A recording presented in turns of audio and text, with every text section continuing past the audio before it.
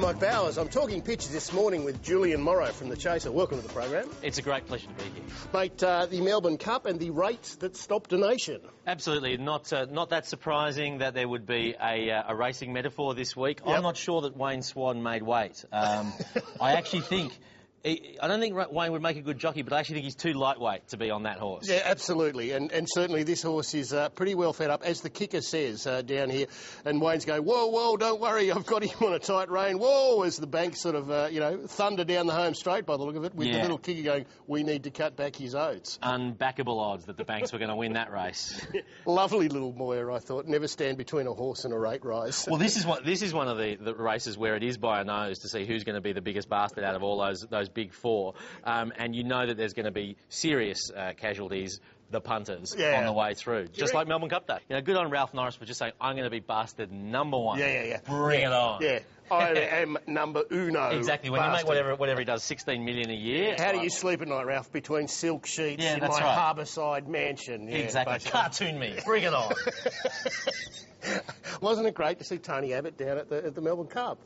I don't think there's a bigger fascinator than Tony Abbott, really, in the media today. The human fascinator. He is. He's just one big fascinator, it's nice to see Tony looking so happy with that almost Joker-like grin. Yeah. And I do think that probably Tony was the better chance of winning fashion on the field. Yeah, beautiful. I just want to point out this wonderful picture. Look where his hand is.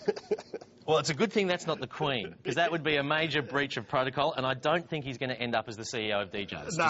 Just quietly. Yep, no, sorry, Tony. Look, David Rowe always is beautiful style. Absolutely outside the box, but I just love the great big sort of boorish pigs with the piggyback slots in the back of them, and Wayne sitting up the tree with Joe going, so? Yeah, absolutely. Well, look, I've been surprised that Joe there is looking a little bit smug, and who would have thought that a week ago, when Joe was making his first comments about the banks, that he would have actually picked the public mood a week ahead, rather than being pilloried as an idiot. Yeah. But that's just, that's a beautiful image, and the only thing I think that is lacking in the image is that we don't actually see the four pigs devouring the politicians and having them for breakfast as usual. The race that stopped a region, fly, my little beauty, fly like the wind, with the poor little East Timor Solution donkey not looking too flash. Yeah, I've never seen a dog drawn as a donkey, but that's what the East Timor Solution is, and you can take the whip out, but it's simply not going to run, is it? It's an early scratching. It's an early scratching. It'd be still going right now. Julia's been moving forward all the way through Asia. What a lightning tour she's had.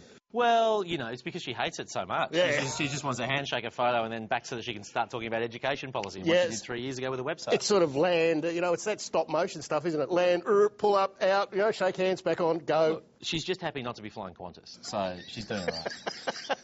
The Indonesians have slightly cocked up the sign, welcome the Prime Minister of Australia, the ho-horrible Julia Gillard, MP. Look, it's incisive political commentary, and I think it's pretty well spot on. I believe that sign was actually cleared by the Foreign Affairs Ministry. Kevin Rudd signed off on that. Yep, good to go. No problem. Ho-horrible. Yeah, exactly.